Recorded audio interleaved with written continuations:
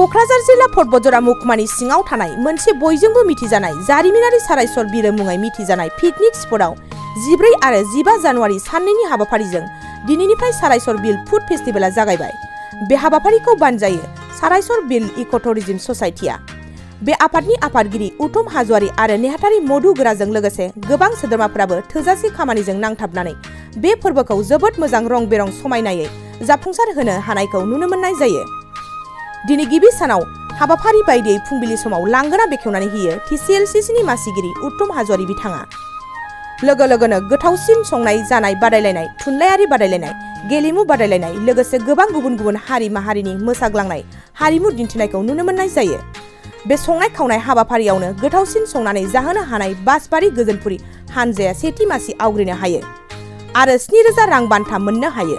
कमिटिनि आफादगिरिया लांगोना बेखेवनानै बिबुंथियाव जोंनि खौरांगिरिनि सिगाङाव मा बाथ्रा फोरमायखो फै जों आबुङै मिथिना लानि। दिनै मागो दमासिनि जोंनि नैबे सारायसर बिल इक' टुरिज्म ससाइटिनि जानानै आङो गासै आसामनि रायजो राजा, बिटिआरनि रायजो राजासिम गाहाम हामलायनायखौ जासिहरग्रोदों। दिनैहाय जोङो थांनाय बोसोरनिफ्राय जे आरम्भ खालामनाय फुड फेस्टिभेल, दा देग्लायहाय नैथि, दा बेखौहाय जोङो जिहेथु मागो दमासियाव जोङो बिदिनो गोबां जानाय लोंनाय, पिकनिक जानाय बेफोरखौ खालामो। दा बेखौ जोङो नोजोर बोनानै जाहाथे जिहेतु बे जानाय लोंनायनिनो मोनसे फोरबो, दा बेखौ जोङो मोनसे प्रतिजगितामूलक जे बादायलायनायजों जों लांनो हायो नामा बेखौ साननानै जोङो थांनाय बोसोरनिफ्राय जोङो बे फुड फेस्टिभेलखौ जोङो फालिदों। बेवहाय जोङो मेनलि जोंनि संनाय खावनाय बादायलायनाय बेखौ जों लादों। बिभिन्न जाथि जनगोष्ठीनि जे संनाय खावनाय बेखौ जोङो बेवहाय बादायलायनाय जागोन। बेनिफ्राय बेवहाय माखासे खेला गेलेनायफोर बादायलायनाय जों लादों आरो जोङो बिदिनो फरायसाफोरनि थाखाय जोङो बेवहाय थुनलाइयारि बादायलायनायबो लादों आरो जोङो मोसानाय रंजानाय बेखौ जोङो लाफानाय जादों। दा जोंनि उद्देश्यआ बेनो जे जोङो पिकनिक जानानैल' जोङो जाहाथे समखौ हगारा, बेजों लोगोसे जोङो माखासे बादायलायनायखौ जोङो लोगोआव लांफानो हायो नामा, नैबे जे मागो दमासिखौबो मोनसे फोरबो हिसाबै जोङो मोनसे प्लेटफर्म बानायलांनो हायो नामा, जों बेखौनो नोजोर होनानै जोङो नैबे सारायसर बिल फुड फेस्टिभेलखौ जोङो लानाय जादों आरो जों आसा खालामदों बेखौ जोङो प्रत्येक बोसोरावनो जोङो बेखौ खुंनाय जागोन होननानै जों आसा खालामदों। दा नोंथांमोननि गेजेरजों जाहाथे जोंनि ओनसोलनि रायजो राजाफ्रा नैबे जोंनि फुड फेस्टिभेलावहाय मोजाङैनो मोजां बाहागो लाफैयो, बेखौनो जों गाबोननि हाबाफारियाव सोर सोर बाहागो लाफैगोन? दा गाबोननि हाबाफारियावहाय जोङो सांस्कृतिक जे मोसानाय हाबाफारि दङ आरो जोङो सावरायमेल लादों। जों बे सावरायमेलावहाय लकेलनि गासै दैदेनगिरिफोरखौनो जों लिंनाय जादों। दा बेखिनि सारायसर होननानै मिथियो बुङोब्ला मोनसे जारिमिनारि जायगा बुंनानै होनना बुङो सार, मा बुंगोन बे समाव? दा नंगौ, दा जोंनि खोला फारसे, BTCनि खोला फारसे एबा आसामनि खोला फारसे, बेयावहाय जोंहा बे रोखोम बेरायग्रा जायगाया गैयाखौनो जों बुंजागोन। दा बिनि थाखायनो नैबे मोनसे नायल' जाल' मोनसे बेसेबांबा समायना बिलो दङ आरो बेयो मोनसे जारिमिनारि जायगा, खाथियावनो बिरखं गाथोन दङ। बेखौ जोङो फोसाबनानै जोंनि नैबे बिटिआर गभर्नमेन्टनि मोनसे रेभिनिउ जोङो मोनसे आरजिनो हायो आरो जोंनि बे खोला फारसे थानाय रायजो राजाफोरनि थाखाय मोनसे मोजां मोनसे जोंनि फालांगिनिबो मोनसे प्लेटफर्म जों बानायनानै लानो हायो, बेखौ जों मिजिंथिदों। बे सारायसर बिलाव बे फुड फेस्टिभेलाव बाहागो लाफैनानै जोबोद गोजोननाय मोनदों।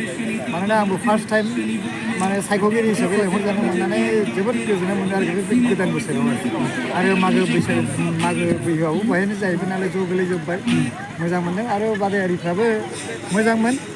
फार्स्ट प्राइज खांनायाव मथा मथि बिसिना 8थासो आइटेम दङमोन आरोखि, जोंनिनो ट्रेडिसनेल बड' ट्रेडिसनेल जोब गासिबो बादायारिफोरनानो। आरो फार्स्ट प्राइज मोननायनि एसे जाहोनबो थायो जाहैबाय, डिसिप्लिन, एरेन्जमेन्ट आरो स्कवाडखौबोथ' नांखागोन। बे मोनथामखौ लानानैनो जोङो जयै जों साथाममोन नालाय सायख'गिरिफ्रा, जयैनो बेखौ जोङो लालायनानै बयनाबो मथा फ्राय एखेयानो जादोंमोन जोंना सायख'नाया। बे हिसाबै जोङो बासबारि गोजोनपुरि ग्रुपखौ जोङो गिबि प्राइज मोननाय हिसाबै जोङो सायख'दों। देरहासारफोरनो माबाफोर बान्था होनाय जादों नामा? बान्था होनाय जागोन कमिटिनिफ्राय बान्था होनायनि खोथा बुंनो 7,000 आरो नैथिया 5,000 आरो थामथिया 30,000 जानो मोन्दों।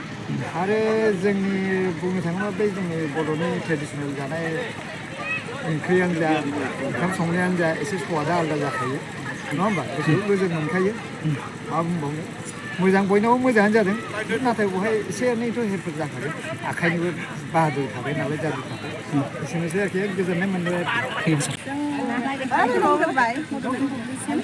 जों बहुद गोजोननाय मोनबाय मानो होनबा जों बिदि एक्सपेक्ट खालामाखैमोन जेनेबा जों देरहानानै जोबोद गोजोननाय मोनदों आरो दिनैसो संदों ना न'आव संबाय थाखायो ओंख्रि?